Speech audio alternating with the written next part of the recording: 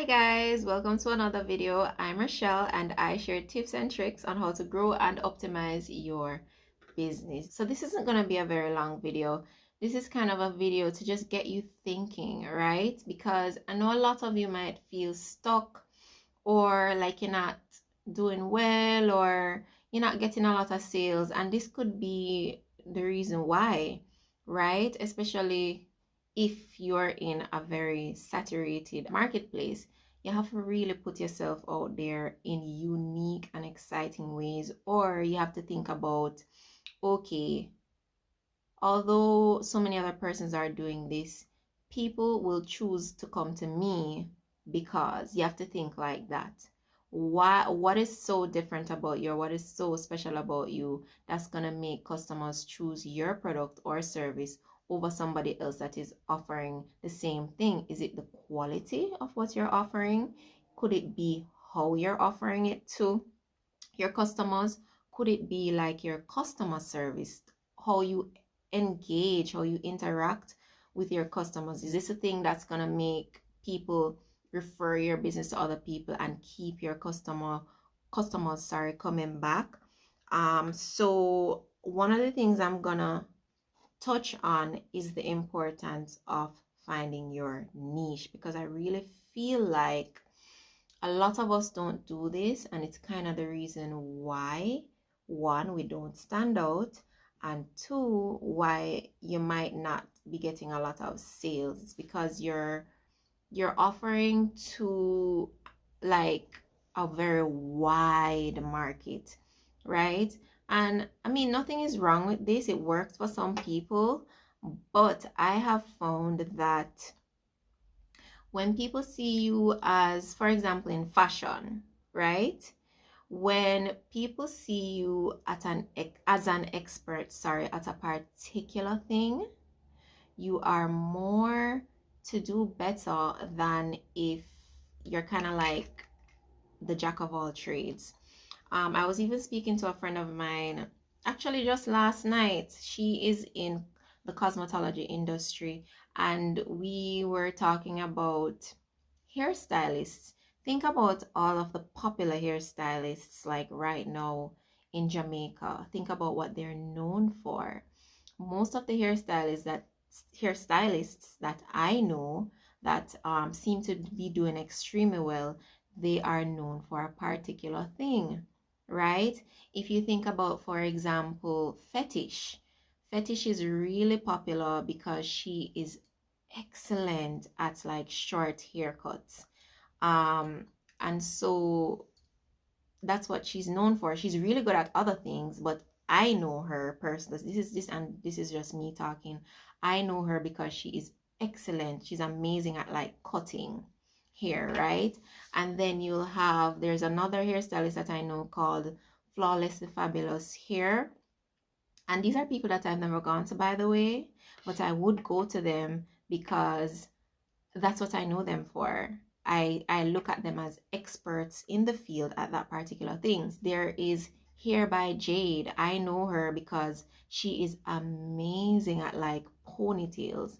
So what that shows me is that, for example, in the hairstyling industry, if you are an expert, if you're known to be an expert at a particular thing, it's not to say that you can't offer other services, because I'm sure all these hairstylists offer several other services, but they are known for that particular thing. People are going to go to you because they know for a fact that you are an expert at that, and the chances of you going there and having a wonderful experience is like it's very high. The probability is super high.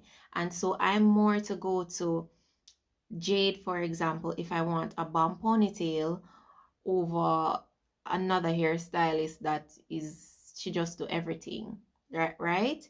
And so niching is very, very, very, very, very, very, very, very, very important. And I'm sure everybody has an idea of what a niche is, but a niche is a specialized segment of the market for a particular kind of product or service. Let's talk about fashion because that's what I am good at. Let's talk about, I'm gonna give you some examples of fashion designers, right?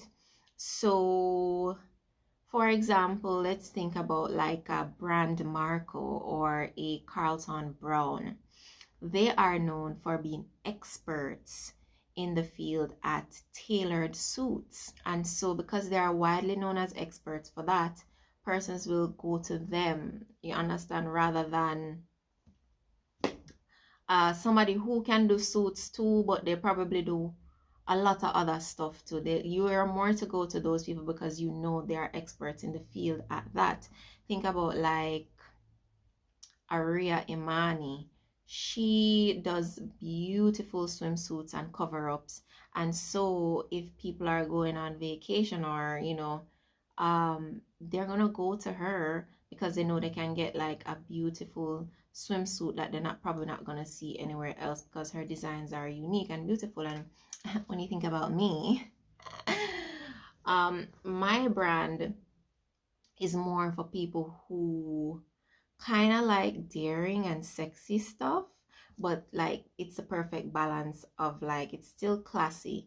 And my designs are also very unique. I focus a lot on like asymmetry and just celebrating curves like the woman's body and stuff like that. So a lot of people know me because my designs are very unique. You don't see them everywhere. You don't, they're very unique, and I make like beautiful special occasion wear. So people are more to come to me if they want a unique dress, something that they're not going to see like in a store or elsewhere, to wear for a special occasion then, right? And unique, but it's at a good price. Well, some people say I'm expensive, but hey, you're just not my client if you think I'm expensive, because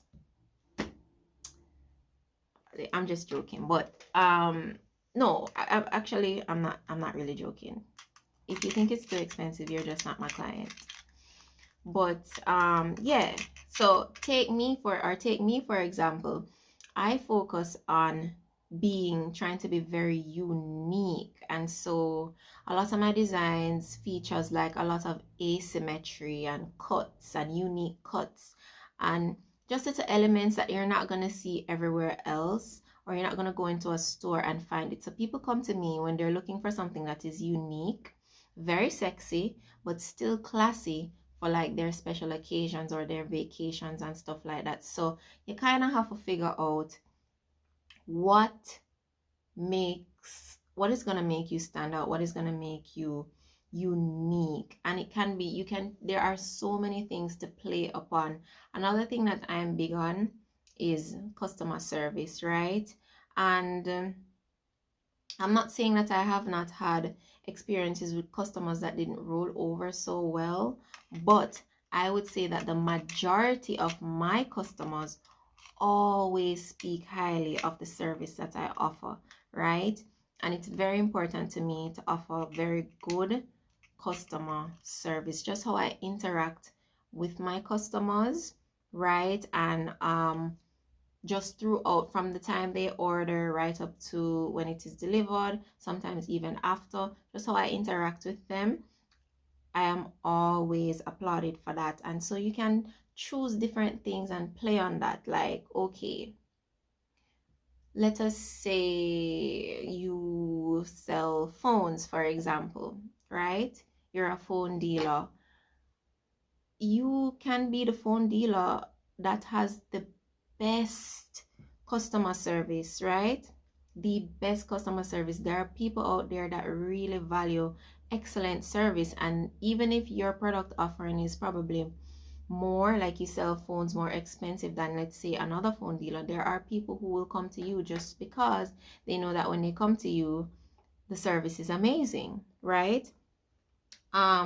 Really try to think about ways that you can make your offering unique. And you can do this maybe in how you market your stuff, right? Try to look at how everybody else is marketing their things.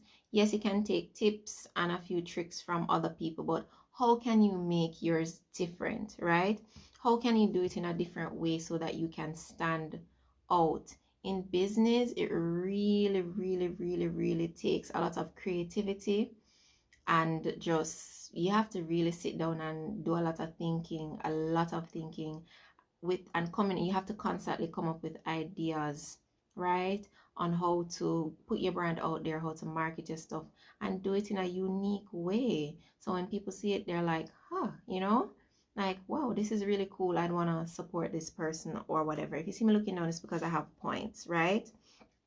And another thing that you can do too is if you're within a particular market, right? Look at the market and try to see what is missing, right?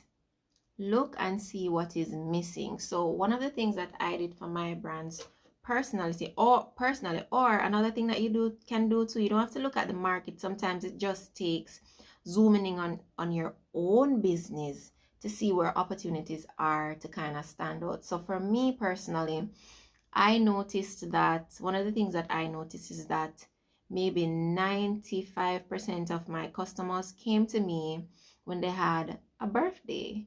So women come to me when they want like a gorgeous dress for like their birthday dinner, or if they wanted a really unique swimsuit for their vacation, right?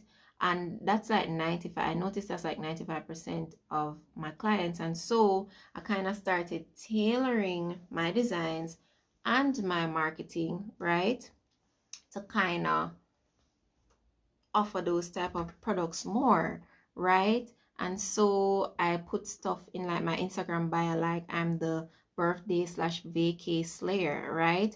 What that will do is as soon as people come on my page, they will know that, okay, I can definitely get something here for my next vacation or to celebrate my birthday. I can get a nice design here to celebrate my birthday or for my next vacation, right? So you can look at, pay attention to your customers, right?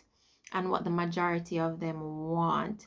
And that can kind of help you to niche down sometimes. Because as I said before, it's better to be known as an expert of at one particular thing than you're just doing like a bunch of different things. So look into yourself, look at what your strengths are, and work on that, you know, put that out there. Another thing that you can do too is try to get testimonials from your clients. So maybe you could do stuff like you can maybe have like a program where you can maybe send some of your products to clients, or you can do it with influencers as well. I think it's better, not bashing influencer marketing at all, because it can be very effective, but you can send it to customers, right?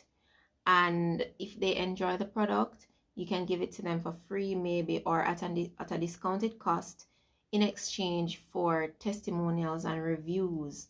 This is something that can really help you to stand out, because a lot of the times people will want to buy from us, but they're afraid, maybe because they had a really bad experience elsewhere and they don't want to support you and have a bad experience, right? And so when people come and see like real people giving reviews, it gives them the confidence to say, okay, this looks like a good brand, let me buy from them. So it's really important to share your reviews. Sometimes you don't even have to ask. Sometimes your product or your service is so good that customers will reach out to you and let you know that, you know, they really enjoy the product and they'll definitely be supporting you again.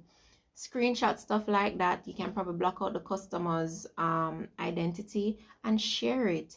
These things build confidence in people who are probably there wanting to support you, but you know, they're just not sure. And so this kind of brings me to the end of the video. Again, it was just a video to kind of get you guys thinking, you know, don't get comfortable, right? Things are very competitive. Do your research, look at what other brands are doing, try to tweak it, make it your own, right? And implement it to see if it will get you more sales, or get creative. Think of different ways to stand out, or think of different ways to make your product offering, you know, special or different from what everybody else is doing. And sometimes it can be very small things, right? as discussed in this video, that really gives you that extra push and gives people the confidence to support you. If you enjoyed this video, please like and subscribe and share it with your entrepreneur friends. I'll see you guys in the next one. Bye.